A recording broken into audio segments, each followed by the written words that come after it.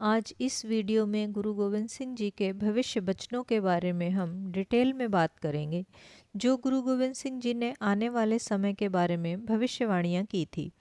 इसके अलावा इस भविष्यवाणी में अब तक जो जो भविष्यवाणियाँ सच हुई हैं उन्हें भी बताने का पूरा प्रयास करेंगे।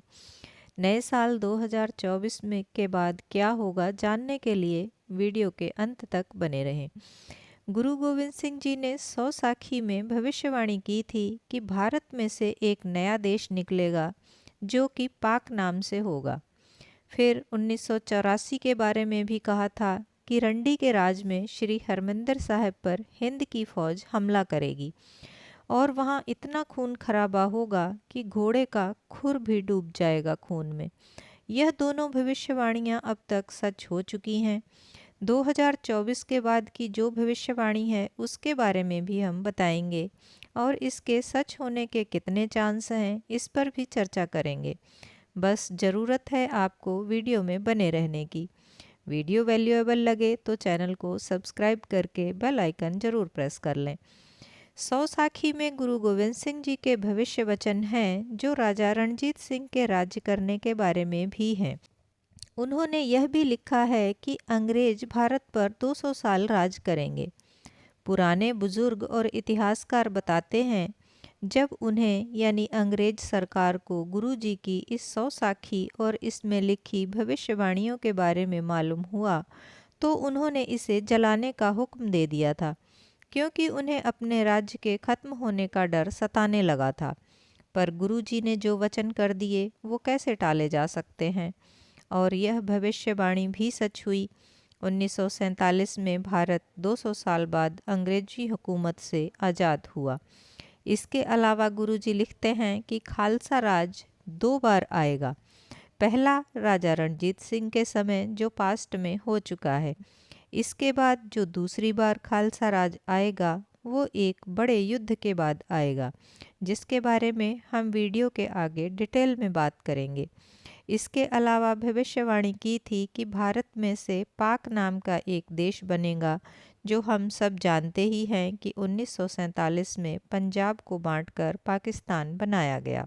एक और देश ढाका बंगाल के बारे में भी लिखा गया है। इसी सौसाखी में गोल्डन टेम्पल के हमले के बारे में भी लिखा गया है। राज चलसी रंडी का फौजां चढ़े हर मंदिर में आन, खुरपी गे घोड़े का हर मंदिर में आन, डट जाएगा खालसा कोर विपत के बाद, ख्वार हुए सब मिलेंगे सिंह विपत में आन। तबे माजवा मालवा द्वाबा दुखी हो में सब ग्राम। यहाँ रंडी राज से मतलब जब इंदिरा गांधी पीएम थी।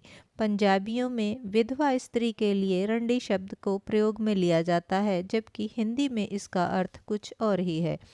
मुझे इस शब्द को क्लियर करना था सो कर दिया, क्योंकि वीडियो तो हिंदू मुस्लिम सिख ईसाई कोई भी देखेगा, इसलिए बताना उचित समझा, अन्यथा ना लें। इंदिरा गांधी के राज में ही गोल्डन टेम्पल पर हमला हुआ था और यहाँ इतना खून बहा था कि कहते हैं घोड़े का खुर भीगने जितना खून बहा था। यहाँ संत जनरल सिंह भिंडरावाले के नेतृत्व में खालसा भारतीय फौज के सामने डट कर खड़ा था और अनगिनत सिख शहीद हुए थे। इस समय पूरे पंजाब के लोग बहुत दुखी हुए थे और बाद में इंदिरा गांधी को उन्हीं के सुरक्षा गार्डों द्वारा हत्या और फिर 84 के दंगे जैसे विभत्स कांड हुए। अगर हम बात करें 2024 के बाद की, तो गुरुजी फरमान करते हैं, तबे रूस चीन हिंद पर चढ़ आवे, घोर युद्ध मचकर 70 करोड़ से 17 करोड़ रह जाए। इसका मतलब है रूस और चीन दोनों हिंदुस्तान पर हमला करेंगे, घोर युद्ध होगा और तबाही होगी और 70 करोड़ जनसंख्या में से सिर्फ 17 करोड़ ही रह जाएंगे। कुछ लोग तो यह भी कहते हैं कि इस युद्ध में से केवल 1/3 दुनिया ही बचेगी। अगर आज के मौजूदा हालातों को देखा जाए तो जियोपॉलिटिक्स के बारे में जानकारी रखने वाले आप में से बहुत से लोग जानते होंगे कि रूस और चीन समेत कुछ देशों का ग्रुप है जिसे ब्रिक्स कहते हैं। इसके बारे में आप गूगल पर भी सर्च करके जानकारी ले सकते हैं। इसमें बी से ब्राज़ील, आर से रशिया, आई से इंडिया, सी से चाइना, एस से साउथ अफ्रीका शामिल हैं। ये ग्रुप अमेरिका और नाटो जैसे देशों को टक्कर देता है। इनमें अपना भारत अमेरिका के साथ भी अच्छे संबंध रखता है और ब्रिक्स के साथ भी चलता है। हाल ही में कनाडा में हरदीप सिंह का कत्ल हुआ तो इसका दोष कनाडा के प्रधानमंत्री जस्टिन ट्रूडो ने सीधे तौर पर भारत सरकार पर लगाया था। इसके बाद भारत और कनाडा के संबंधों में भी कड़वाहट आई थी। इस मुद्दे पर अमेरिका ने भी भारत से बातचीत की थी। कनाडा, ऑस्ट्रेलिया, न्यूजीलैंड समेत 5 देश और इनका यूरोप के साथ एक साझा नाटो ग्रुप है। ये एक तरफ खड़े हैं और दूसरी तरफ खड़े हैं रूस और चाइना, यानी ब्रिक्स ग्रुप। पर अमेरिका चाहता है कि भारत रूस से अपने रिश्ते खत्म कर ले। पिछले कुछ समय से सिखों को अमेरिका की तरफ से अच्छी हिमायत भी मिल रही है। इसके अलावा ब्रिक्स में पाकिस्तान की एंट्री भी हो रही है, जिससे भारत खासा खुश नहीं है। पिछले साल हुई ब्रिक्स की ग्रुप मीटिंग में भारत के पीएम यानी नरेंद्र मोदी भी शामिल नहीं हुए थे। पॉलिटिक्स के माहिरों का कहना है कि हो सकता है इस साल भारत ब्रिक्स को छोड़ दे।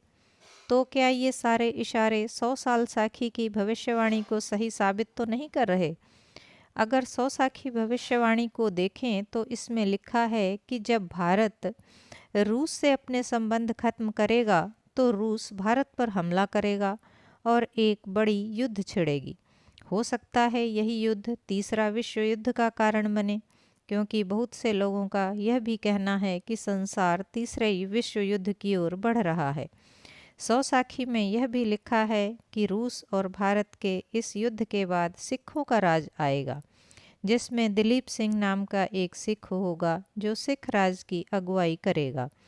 और खालसा राज में सभी अमृतपान करेंगे, कोई भी भूखा नंगा नहीं रहेगा, सबको खाने को लंगर मिलेगा।